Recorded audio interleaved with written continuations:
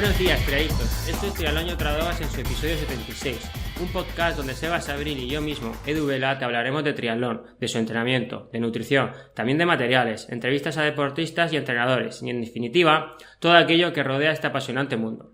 Y para iniciar este capítulo, al otro lado del micro, saludo a mi compi Sebas. Buenos días, Sebas. Hola Edu, buenos días, ¿qué tal?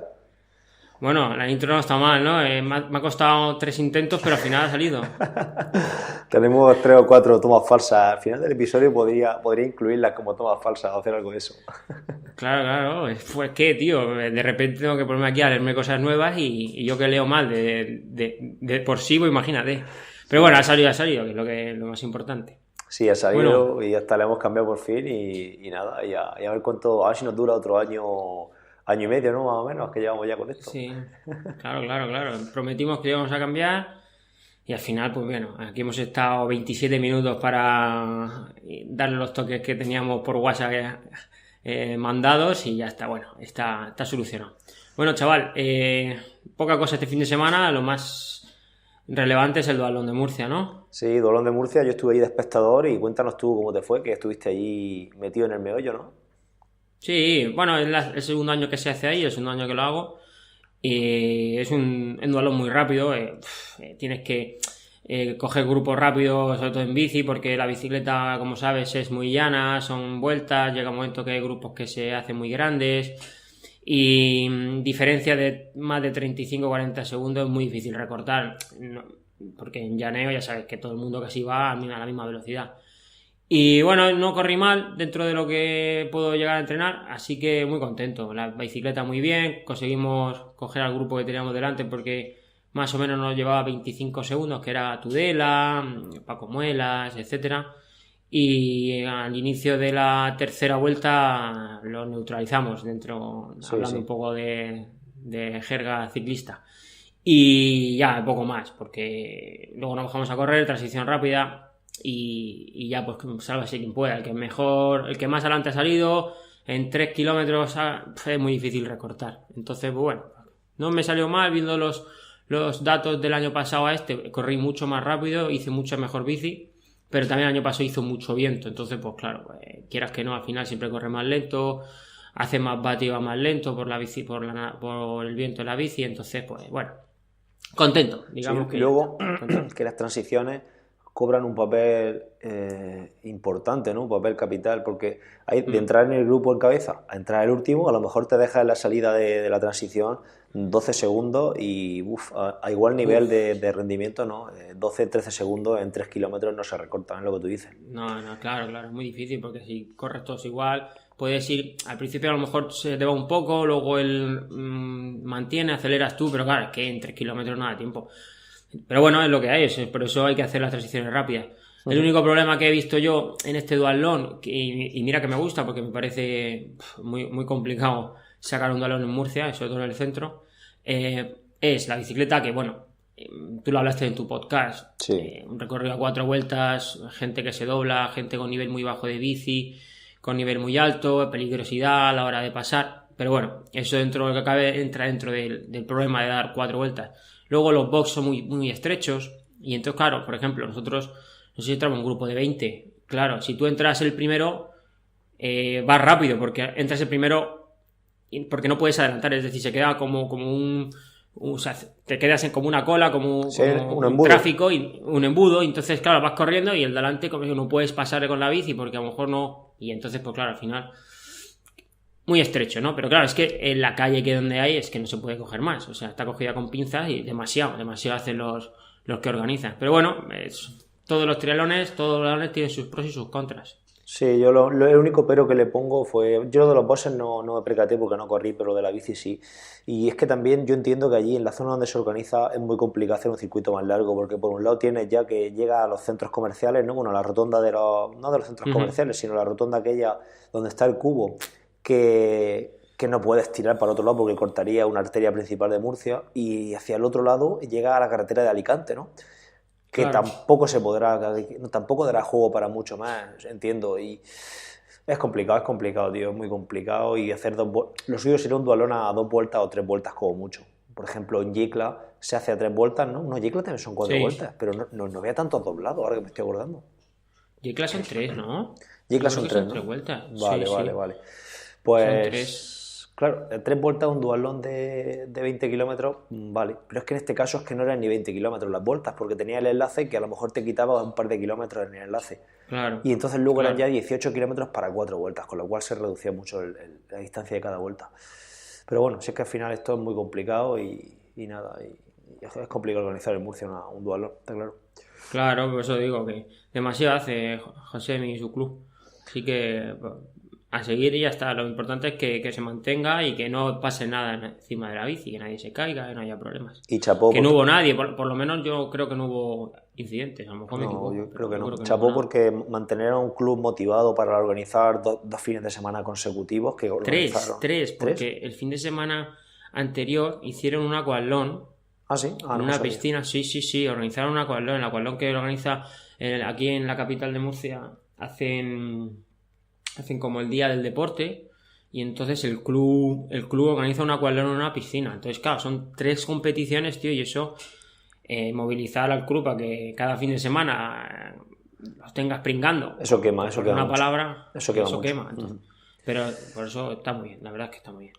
Muy bien. Pues nada, tío, Yo, pues... lo único que tú tienes a Jesús Montoya, que madre mía, tío, con 15 años meterse sexto, creo que hizo, Sí, ¿no? hizo sexto el chaval. Eso es una bestialidad, tío. Sí, bueno, yo sabía que podía estar muy delante. Está corriendo mucho, muy bien. Y en dualón tan llano, que en bici tampoco, aunque el chaval en bici va muy bien. Pero sabes tú que cuando son tan jóvenes, pues al final el volumen pues no es lo que ahora mismo está primando en su entrenamiento. Y yo sabía que podía estar ahí. Si la carrera le salía de cara, podía estar ahí. Incluso si el dualón hubiera sido sprint, con menos Sí, distancia, posiblemente hubiera dado un susto mayor, porque el chaval es que tiene mucho futuro y va muy rápido. Así que, claro. nada, a ver qué tal, a ver si sigue con la progresión y si sigue entrenando bien. Y al final esto ahora mismo, bueno, pues son competiciones que lo motivan y que nos motivan a seguir entrenando y tal, pero que al final esto hay que mirar mucho más lejos de aquí y ahora. Así que nada, poquito a poco. Claro, exactamente. Hay que perdurar en el tiempo. Claro, claro, Muy claro. bien. Así que Bueno, nada. tío, pues nada, la primera parte de la entrevista de Carlos creo que fue muy bien aceptada por los que nos escuchan y nos han pedido que nos pongamos la segunda, así que no preocuparos que va a ir la segunda parte ahora después de contarnos aquí nuestras milongas. Sí, sí, a mí me ha llegado un feedback muy bueno y lo hemos estado mirando antes de empezar las estadísticas de descarga y demás, y es el episodio más descargado de las últimas semanas. Y la verdad que estamos súper contentos porque se nota también que la nutrición es un tema que genera muchísimas dudas y que es un tema candente y un tema que a la gente le interesa muchísimo. Pues nada, siempre se le puede hacer otra entrevista, porque Carlos está muy dispuesto, aparte a él le gustó y me pedía el episodio para escucharlo, así que solo hay que organizarlo con tiempo y ya sabemos que podemos hacer las preguntas y Carlos encantado de acogernos en su clínica Innova, que la verdad es que no lo dije, pero tiene un centro deportivo enfocado al deporte ahí que es espectacular. Genial, pues nada, pues entonces si te parece dejamos la entrevista y a ver qué le parece a la gente esta segunda parte. Venga, tírale. Venga, perfecto.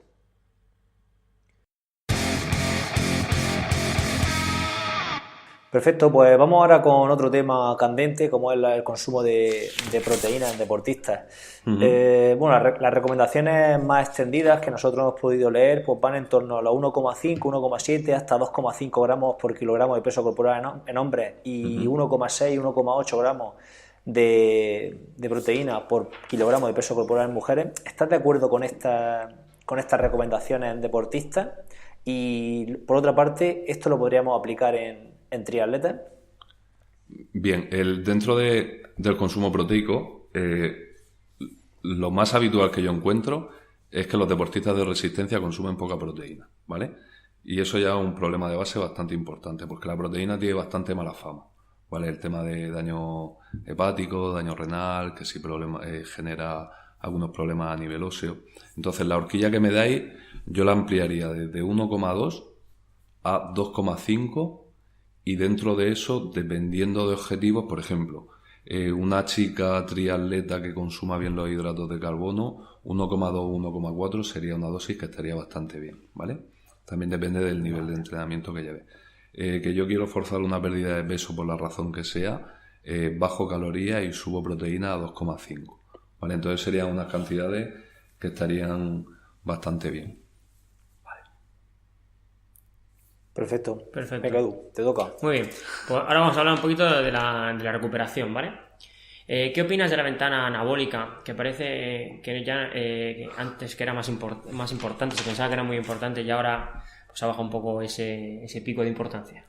Bien, para la gente que no conozca el concepto de ventana anabólica, antiguamente lo que se decía es que acababas de entrenar y te tomabas el batido de proteínas y 20 minutos, tenía 20 minutos. Si no lo hacías, prácticamente parecía que ibas a morir. Entonces, ¿qué pasó? Que en 2013 unos autores vinieron a decir, oye, que hay dos fallos muy importantes a nivel metodológico, y es que casi todos los estudios de proteína y ventana anabólica son en ayunas, y yo realmente te comes, yo que sé, una piedra y anabolices, porque viene de una fase de ayuno. Y luego que no había una correlación entre qué cantidad de proteína toma este deportista y cuando yo le doy un batido, qué es lo que pasa, ¿vale? Entonces, cambia el concepto de ventana anabólica a ventana de oportunidad. Entonces, ¿qué se ha visto en la ventana de oportunidad? Que si yo consumo proteína tras el entrenamiento, genero tejido muscular, ¿vale? Y que cuanto más cerca se produzca desde el final del entrenamiento, ese pico es mucho más grande. Entonces, como ventana de oportunidades, la clave es, si la aprovechamos, anabolizamos más, ¿vale? Y si no la aprovechamos, la anabolizamos menos. Pero realmente necesitamos aprovecharla. Es decir, si yo entreno el lunes y el miércoles, ¿tengo tanta prisa en tomar proteína? Pues no, porque tengo 48 horas de recuperación, ¿vale? Entonces es simplemente una ventana de oportunidad en la que encima está perdiendo importancia porque se ha visto que es más importante la cantidad de proteína que yo tome en mi dieta diaria que ese consumo puntual. Y si tú doblas sesión seguida, porque mucha gente porque no puede hacer por la mañana y por la tarde, y a lo mejor por la tarde va a pista y luego nada, por ejemplo, ¿sí lo recomendarías? Claro, si la intensidad del ejercicio ha sido muy muy fuerte y solo me queda una ingesta, que sería de la cena, si yo meto otra ingesta de la forma que sea, con proteína, con queso batido, con lo que sea, pues cuanto más, en principio, a medio y largo plazo, va a ser mejor meter dos fases de oportunidad que una sola. Correcto. Pero eso al final te lo va a marcar un poco el deportista. Si tú ya arrancas el entrenamiento del día siguiente con mucho daño muscular que notas ahí que te cuesta arrancar, es porque el timing lo estás haciendo un poco mal. Claro, de alguna manera. Vale. Claro, que sería recomendable solo en algunos tipos de personas, los demás no es necesario que se estén preocupando por llevar el batido post-entreno a todos sitios. Claro. En principio no, lo que pasa es ya cuando entrenas 6 veces a la semana y 2 de ellas son grandes tiradas, pues entonces ya ahí no es que la proteína sea mejor, sino que es más útil. Y entonces pues vamos a intentar aprovecharlo, porque si te meto el batido a la hora llega sangre, a la hora estás cenando y a las 2 horas tienes otro pico, y luego antes de dormir podemos tomar otra ingesta proteica que hace otro pico, al final es un triple estímulo que en grandes entrenados es mucho mejor que solo un estímulo. Claro. Vale, y luego en cuanto al ratio de hidratos de carbono proteína, ¿cuál es ese ratio para una óptima recuperación? Vale, esto va a depender del objetivo, ¿vale? Si yo tengo mucho daño muscular, se sabe que con 0,25 gramos de proteína, que normalmente suele ser el típico cacito, con eso no necesitas añadir hidratos, ¿vale? Ya la insulina se estimula muy bien. Pero luego, para recuperar hidratos, si nos enfocamos en eso, son 1,2 gramos por kilo de peso. Ahora, si no puedo meter esa cantidad de 1,2, se sabe que meter 0,8 de hidratos más 0,2-0,4 de proteína es una forma también muy efectiva, ¿vale? Entonces depende del objetivo, ¿vale? Mi objetivo máximo es recuperar glucógeno muscular, ya puedo tirar con estas dos, isotónico o con el típico recovery. Por ejemplo, cuando tengo doble entrenamiento en el mismo día, que son muy intensos. O entreno por la mañana y realmente con la comida recupero bien el glucógeno muscular hasta el día siguiente. Pues si hay mucho daño muscular, puedo meter proteína o no meterla, claro. Correcto. Eso ya al final depende de cada uno. Muy bien. ¿Ves útil limitar el consumo de hidrato de carbono tras el entrenamiento duros para entrenar al día siguiente bajo en hidrato de carbono y acelerar el metabolismo de grasas? Bien, si el entrenamiento, el actual ha sido duro y el del día siguiente es suave, yo una técnica que podría emplear, ¿vale? Que a esto se le llama dormir bajo en hidratos de carbono, que encima a nivel de composición corporal suele ser bastante efectivo, ¿vale? Pero si tengo dos entrenamientos de mucha intensidad, yo lo limitaría y principalmente no lo utilizaría. Vale, por cuestiones Claro, que fisiológicas. esta sería una estrategia a incluir, ¿no? Como has comentado antes que el entrenamiento en ayunas, ¿no? Por ejemplo. Claro, porque yo al final doy calorías. La gente tiene que pensar que en un balance energético negativo todo el mundo pierde masa muscular. ¿Vale? Hay unas activaciones que se producen a nivel celular, que es la vía de la MPK, que lo que hace es decir, oye, me falta energía, pues si no me la das de fuera, yo la voy a coger de dentro. Y como ahora estoy en supervivencia, voy a catabolizar y el anabolismo queda en un tercer plano. ¿Vale? Entonces esto fisiológicamente sucede en todos los humanos. ¿De acuerdo? Y ese es un punto muy, muy importante a tener en cuenta en lo del entrenamiento en ayunas, bajar muchísimo las calorías para perder peso. Si peso pierdes, pero lo que pasa es que tú entrenas bien fuerza y ganar 300 gramos de músculo es muy complicado, pero es que perderlo es súper fácil. Súper rápido. Pero facilísimo. Entonces al final es fisiología básica. Lo que pasa luego te llega la información del ayuno estupendo, todas estas cosas. Muy bien. Sí. Pues vamos a hablar ahora de ayunos, ¿no? Ya que lo has mencionado. Sí. Y bueno, la verdad que no lo has mencionado, es lo que tocaba ahora. Pasa que lo he hilado muy bien, en plan locutor de radio. Bueno, la cuestión es, ahora está muy de moda todo el tema esto de los ayunos, el ayuno de 12 horas, 16, incluso de 24 horas, incluso... Bueno, yo hace poco leí que el ayuno más prolongado que se había registrado creo que había sido de 300 y pico días, si no recuerdo mal. Claro, era una persona que pesaba tantos kilos como días estuvo ayunando. Bueno, la cuestión es si lo recomendarías para triatletas y un poco que nos des tu opinión al respecto. A ver, todo depende por ejemplo, si yo tengo un gasto energético moderado, ¿vale? Si soy un triatleta fino, de altura baja, que puedo meter 2.400 calorías en 8 horas, pues a lo mejor si a ese deportista le sienta bien, yo digamos que no diría no y no lo puedes hacer, ¿vale? Pero el tema es que cuando te vayas a consumos mucho más altos, en los que tengas que meter 3.500 a 4.000 kilocalorías en 8 horas, puede ser que te cueste un poco de trabajo, ¿vale? En población sedentaria sí se están viendo buenos resultados. Mi duda personal, porque yo en sedentario no trabajo, es si el ayuno intermitente es bueno porque hay ayuno intermitente o porque realmente están metiendo muchas menos calorías de las que anteriormente estaban metiendo. Sucede un poquito igual en el ayuno. Y luego, a nivel clínico, yo lo que veo de gente que viene es que no suele... A nivel científico puede estar bien, puede tener justificación, pero a nivel clínico llevarlo a cabo es muy complicado y los resultados no suelen ser buenos. Yo, por mi opinión, lo he intentado y yo no puedo. O sea, simplemente yo no puedo. Yo he intentado cenar muy temprano, levantarme, yo me levanto muy temprano como Seba, no desayunar, que a mí me parece casi meramente imposible porque me encanta el desayuno, y desayunar a las 8:30, a las 9 para intentar pasar 12 horas, inclusive 13 o 14. Y lo he hecho 2 días seguidos y al tercer día digo que no puedo. O sea, sé que todo es mental porque al fin y al cabo tienes que adaptarte y demás. Pero muchas veces yo, por ejemplo, los martes yo tengo un día muy largo.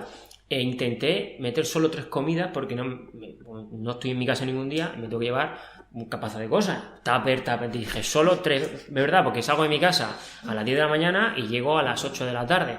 Y no me voy aquí al lado, estoy en Águila. Bueno, y entonces dije, los martes solo desayuno, como y cuando llego a mi casa ceno.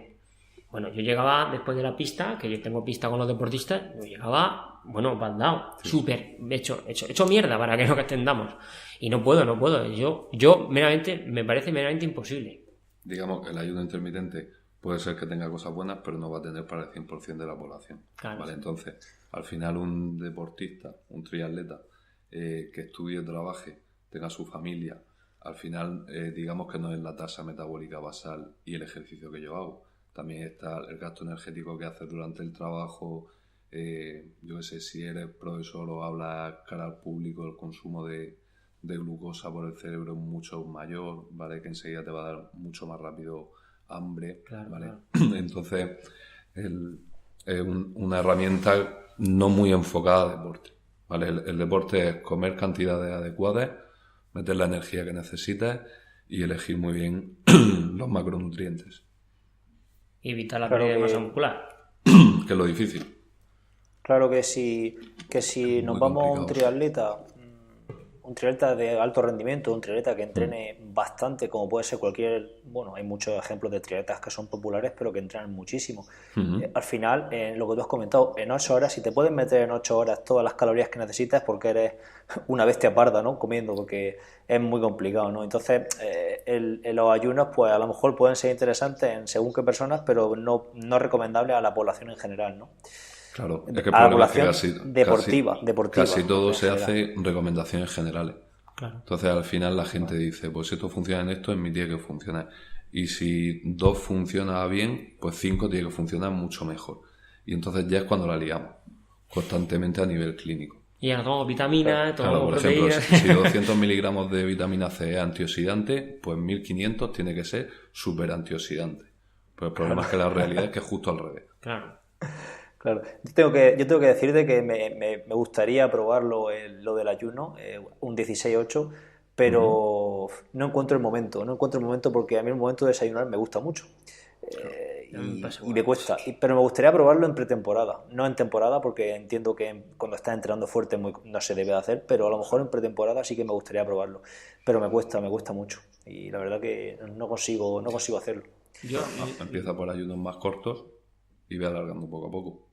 Sí, sí, también con el tema de las comidas, ¿no? Metiendo comidas más saciantes, ¿no? Que te sacien Mm, más grasa, ¿no? Más claro. proteína. Bueno, pues nada, bueno, pues venga, pasamos Edu, a la siguiente pregunta. sí, la última ya. ¿Qué opinión tienes acerca de la priorización de los carbohidratos? Si lo ves interesante como estrategia nutricional para mejorar el rendimiento en deporte de resistencia. Y esta pregunta más o menos va con la que nos hizo Santi en Facebook, ¿verdad? La corriente antihidratos que hay, gente que no come hidratos porque dice que son perjudiciales para su rendimiento y demás historias. Así que ya de paso contestamos la pregunta que teníamos en Facebook. Sí, pues aprovecho para contestar lo de Santi Lietor. A ver, normalmente en cuanto a los hidratos de carbono tenemos dos bloques de gente, ¿vale? Tanto a nivel clínico como científico. Y es que los hidratos son malísimos para todo y otros que están súper enamorados de los hidratos de carbono y que van a salvar el mundo, ¿vale? Entonces, ¿qué sucede? Que estos dos extremos suelen dar problemas. Por ejemplo, la gente que consume mucho hidrato de carbono El hidrato de carbono es una fuente de energía que nuestro cuerpo no desecha. No es como la proteína, ¿vale? El hidrato de carbono, el cuerpo dice, vale, pues yo almaceno y esto que me sobra lo transformo en grasa. Entonces, una persona que consuma mucho hidrato de carbono acaba engordando. Obviamente, un sedentario, en cuanto mete hidrato de carbono, es más fácil engordarlo que en un deportista, ¿vale? ¿Qué sucede con la gente que odia los hidratos de carbono? Pues que al final, si yo empiezo a entrenar muy bajo en hidratos de carbono y tengo una tirada muy larga, enseguida vacío esos depósitos y me quedan dos fuentes, las grasas y las proteínas. Pues fisiológicamente a altas intensidades, salvo que tengan mucha flexibilidad metabólica, no puedes tirar de grasa y te queda tejido muscular, Claro. ¿vale? Y volvemos a lo de antes. Y entonces volvemos siempre a la pescadilla que se muerde la cola.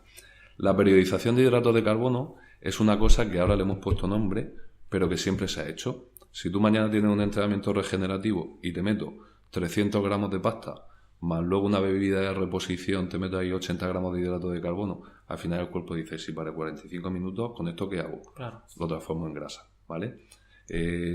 Entonces, es una herramienta útil, que es lo del coche que explicaba antes. Dependiendo de intensidades, tipos de entrenamiento, duraciones, pues voy a meter más o menos hidratos, ¿vale?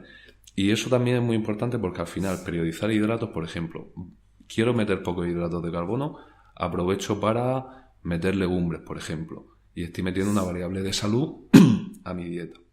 ¿El problema cuál sería? Que yo, como soy deportista, todos los días 300 gramos de pasta y por la noche 200 gramos de patata. Entonces, al final, pues se acaba haciendo la cosa en extremos. O no hidratos o sí hidratos. ¿Vale? ¿Recomiendas más la pasta o la batata? De esos dos, realmente de fuentes de hidratos de carbono tenemos amplia disponibilidad. Eso te iba a decir, porque todo el mundo se seca en claro, el plato de pasta o en el arroz, pero tenemos es muchísimo más. Quinoa, tenemos cuscús, tenemos patata, batata, tenemos boniato, ¿no? panes de calidad, tenemos boniato. Entonces yo no soy muy de digamos que me gusta dar disponibilidad, y yo sabiendo qué cantidad de hidratos quiero que consuma mi deportista, que consuma con lo que más cómodo esté. Correcto. ¿Vale? Por ejemplo, yo no odio a muerte a la pasta, pero si hay un deportista que no la quiere tomar, yo no voy a intentar convencerlo de que la pasta es lo mejor del mundo. Correcto. Sino voy a enseñarte a que tú puedas hacer bien la elección que tú estás tomando. ¿Vale? ¿Qué opinas de los sobres que hay de quinoa y todo esto que se meten en microondas? En principio, bien, o sea, es un producto que al para final salir del paso, está dando un servicio a la gente. Realmente, porque muchas veces yo tengo como recetas de urgencia para mí. Eso tenemos todos. 10 de la noche, no sé qué comer, esto. Claro. Y, tírate ahí y ya está. Y te iba a decir otra cosa, pero se me ha ido la cabeza. Iba a decir otra. Sí, y esos que odian la pasta por las noches. Porque dicen, no, es que... Bueno, lo típico, ¿no? Es que como engorda, tal, pero sí, bueno, el día siguiente vas a hacer 3 horas de bici, tendrás que hacer una ingesta importante de hidratos de carbono, porque luego es que si no lo vas a pagar. O aunque sean 2 horas intensas a relevos. No sé, porque la gente muchas veces, y yo me paso a mis deportistas, dices, una tirada de 3 horas, sí hago carga de hidratos por la noche, pero tengo que correr 45 minutos, 50 minutos con un farle, pero no, porque son... Y no toman. No toman, porque claro, es que Edu, eso es muy corto. Digo, ya, tío, pero eso estás metiendo una intensidad muy alta. Claro. Es que no he llegado bien, claro, normal. ¿Qué cenaste? Pues me cené una ensalada de... Y una zanahoria, dices tú. Claro, dices tú, pues sí, eso a los 3 minutos, yo a los 6 minutos tengo hambre, pero no sé. Aparte, y otra cosa, ¿recomendarías comer ensalada, lechuga para competir? ¿O crees que eso puede ser, es decir, una ensalada de pasta con mucha legumbre, tal? ¿O solo sería mejor con algo con proteína, pasta y a correr? A ver, para competir el problema es que yo lo que quiero es que mi deportista llegue con el estómago muy vacío, ¿no? Como que llegue muy limpio. Entonces, la fibra de verdura en ese momento puntual puede ser que estorbe. Correcto. Como hemos hablado antes de la legumbre, aunque es sana, y eso no se puede discutir, en un momento puntual puede ser perjudicial para la competición que yo voy a hacer. Correcto. ¿Vale? Entonces yo me encuentro mucho gente que no es deportista, que no come ensalada, ni a la de trail te encuentras deportistas que se hacen ensaladas gigantes, cuando a mí lo que me interesa es que te comas el plato de pasta de arroz porque tienes 1 hora de farle. Claro. Ahí la ensalada me estorba. Entonces vamos a bajar un poquito la ensalada. Primero te comes la pasta. Que tienes más hambre, te metes la ensalada. Y no te preocupes que tengo todavía la cena para meterte doble ración de verdura a la plancha. Correcto. ¿Vale?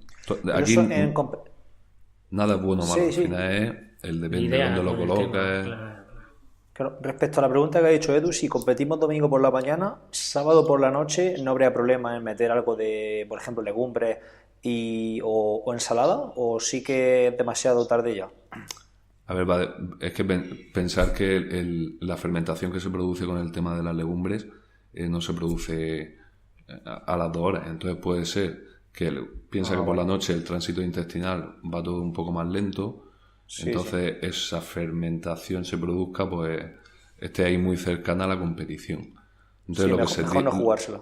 Claro, hombre, si a ti te sienta bien y yo que sé, sigues una dieta paleo y quieres centrar principalmente el consumo de hidratos en legumbres, fenomenal, yo te lo firmo, ¿vale? Pero tengo que saber que eso viene bien para al final llevarte las cantidades de hidratos que me interesan. Vale, genial. Bueno, pues hemos terminado la retahíla de preguntas. Joder. No sé, ha estado muy bien, a mí me gusta mucho la entrevista y hemos aprendido muchísimas cosas y esperemos que la gente también haya aprendido. Claro que sí. Muy bien, Sebas. Seguro que sí. Bueno, pues nada, Carlos.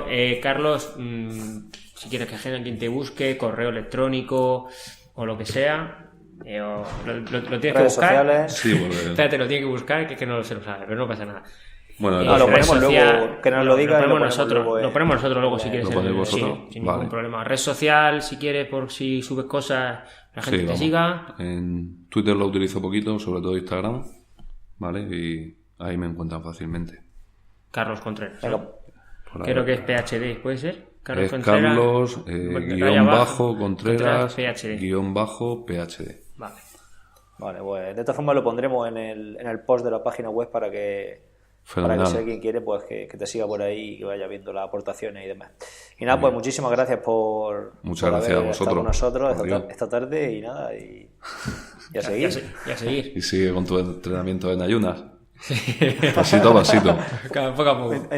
A intentarlo. El Bueno, problema es que la gente a consulta me está viniendo desquicia. Con eso me están viniendo... Claro, no, porque tiene mucha información, ¿sabes? Y eso pasa también en el entrenamiento. Que Claro. ya seguimos con la entrevista. Te llega gente y dice, no, es que yo he hecho esto, pum, pum, y dices tú, no, vamos a cuadrarlo. Es que eso se hace, pero se hace de esta manera.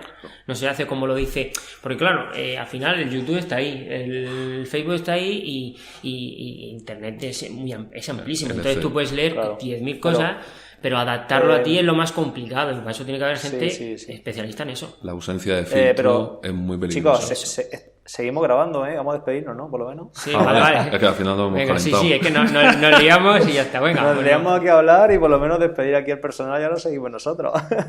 Pues nada, Carlos, muchísimas gracias y nos vemos pronto. Muchas gracias a vosotros. A ver si nos desvirtualizamos algún día. Saludos. Hasta luego. Hasta luego.